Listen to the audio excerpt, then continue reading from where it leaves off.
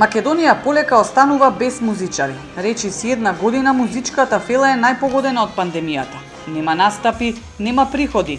Крајно разочарани што власта ги игнорира, многумина се збогуваат со музиката. За парче леп бараат друга работа или размислуваат да ја напуштат државата.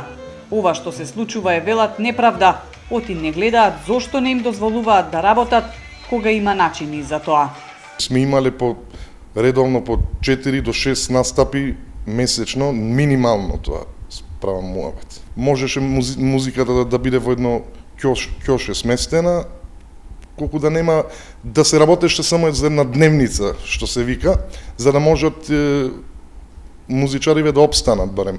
Ако не е кузне колку да профитираат, барем да опстанат, за да може парче леп, што викаат, дома да донесат.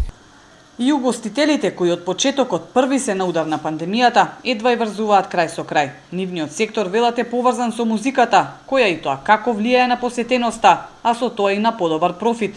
Оти помошта од државата е само да се задржи персоналот и толку. Тоа е се дел од угостителството, дел од бизнисот.